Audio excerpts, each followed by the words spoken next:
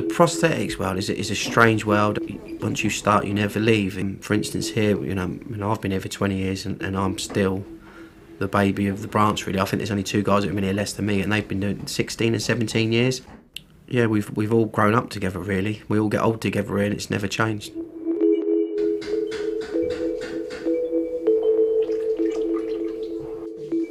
You will find a lot of patients that come here very down in the dumps. Hospitals aren't always the best places to be around. However, you do find in our department, in prosthetics, someone will come in with their chin on their chest, and once they see what's available and what they can do, and they find a lot of that out in the fitting rooms.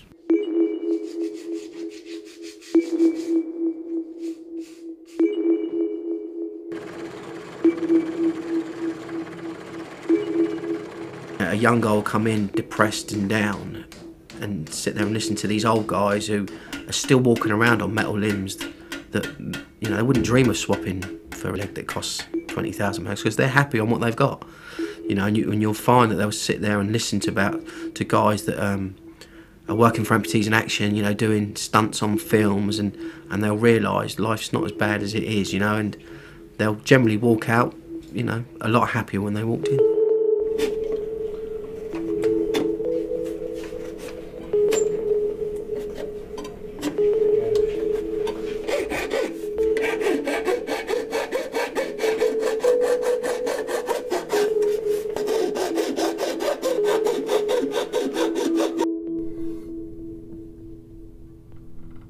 The thing is with modern technology, it's going to cost a lot of money. For instance, the C-leg is about £20,000, but it is the #1 microprocessor limb on the market. But not everyone's suited to the C-leg. It's a high-activity walking limb. It's not a running limb or anything like that. It's purely for walking everyday life. But yeah, the funding from the NHS does restrict on what you can get.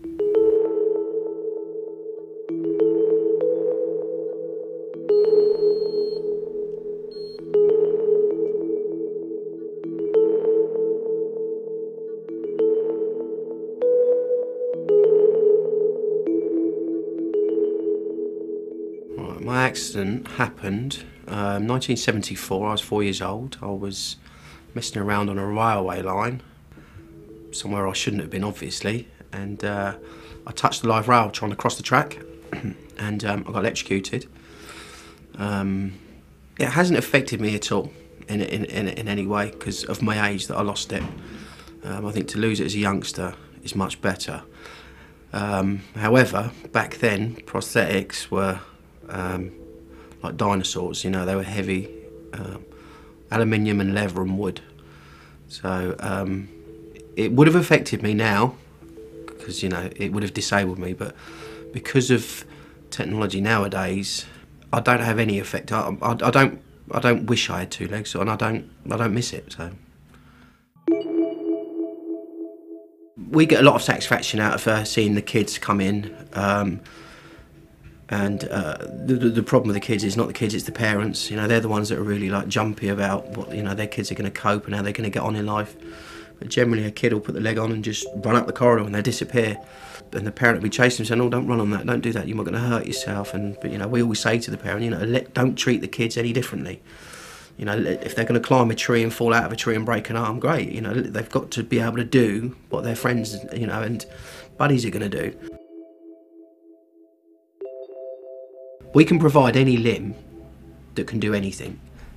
It's whether the person is up to that. Being rude about me.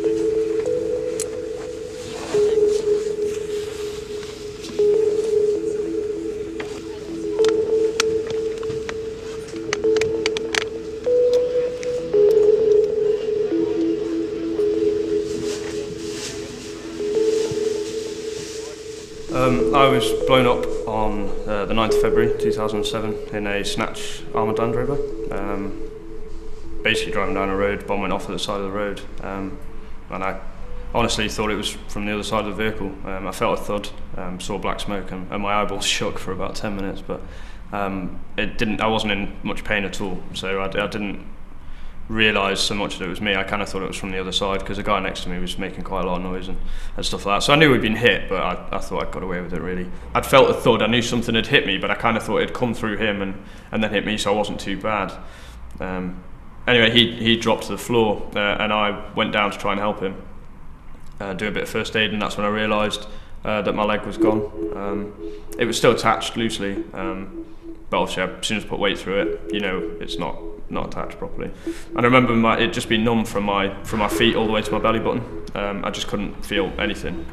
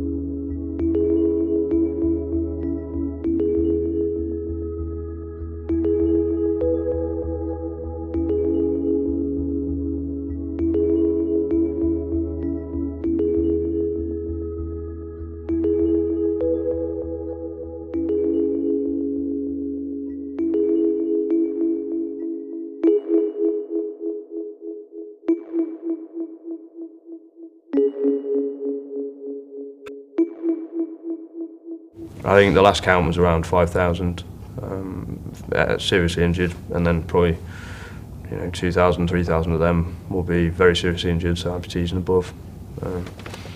And then there's a lot of deaths. When I got blown up, a really close friend of mine died.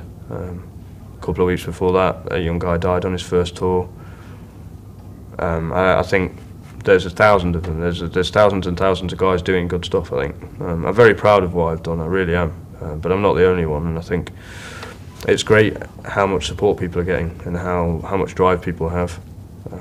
But yeah, no, there's a big issue and quite a good saying, I think, within the guys that we're one of few people where every day is Remembrance Day, and we have a lot to remember.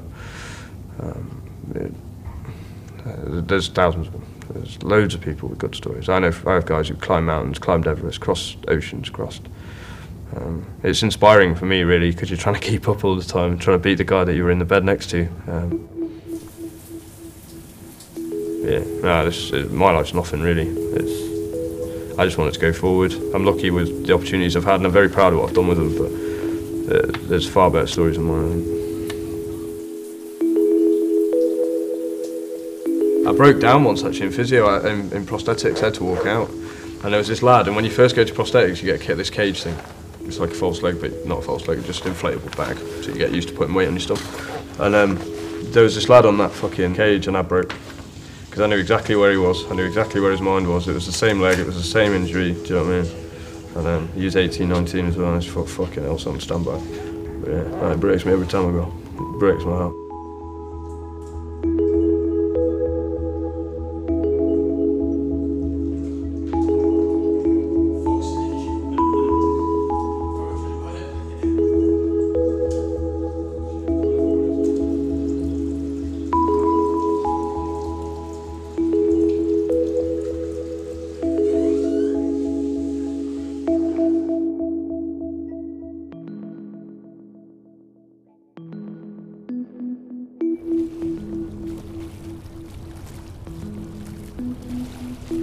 Toe in the Water is an injured service charity. It aims to re-inspire servicemen by taking them competitive sailing, basically. It's a rehab tool, effectively. It's a different way of doing gym work in a different environment. Now, that charity was the first time I ever sailed. I was a bit of a guinea pig for them. The physiotherapist who was the lead in starting it was the lady who taught me how to walk.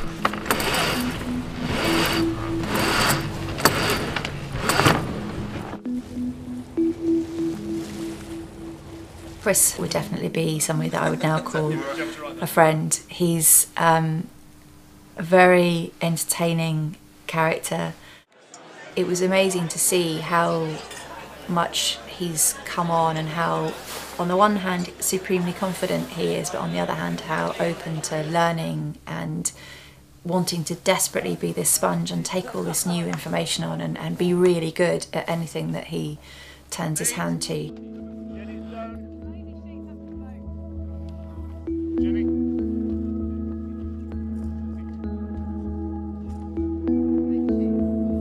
Grab that brown rope and just pull it down.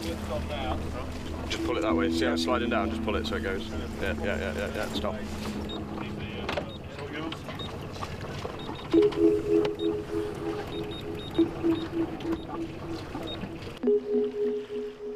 He's quite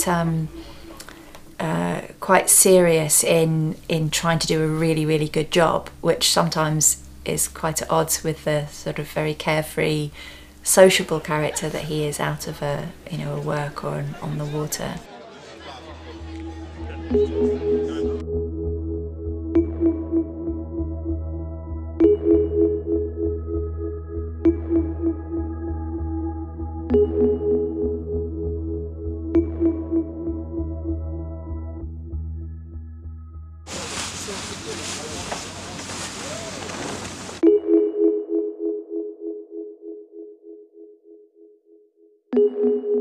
Chris, I think he's been with Toe pretty much from the start, as far as I gather, and he's only a single leg, well, no, only I say only, but a single leg amputee, and it's very good inspiration for guys like myself and other amputees, soldiers, to come down and see what he's done with Toe, and he's gone on to do his yacht masters, and then now he's at uni in Portsmouth sailing every day in the uni, so it just proves that it's quite possible for amputees to get out and sail and do things. I was quite excited about the fact of being able to get back and sail, but also a little bit sort of cautious about what I could do on the boat, and at some points on the boat, like this week and last time I come, well, I can't do anything to help, I just have to sit there, which can boil your blood a bit slightly, but it's not one of these things, it's more fun than agonising pain times.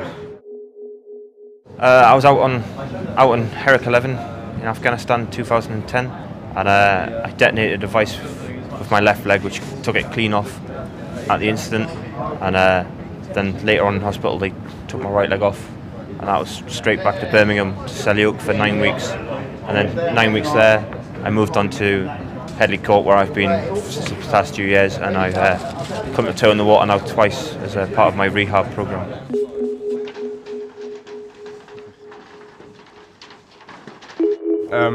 I get asked this quite a lot, actually, whether I would go back to having my legs and change everything. I would and I wouldn't. I would like to have 2 legs, obviously. I would like to be able to be more agile. Like if I sailed with 2 legs, I could do it 10 times better. There's no argument about it, and I would love that. But I wouldn't do that at the loss of everything I know now, really. I was sort of jogging through life, really. I wasn't doing anything in particular. In my army career, obviously, which was a big thing for me, but I wasn't doing much else. I wasn't really helping anybody out, and silly things as well. I wasn't that close to my parents. I kind of blew them off, as most young men do, and it just made me grow up a lot, I think.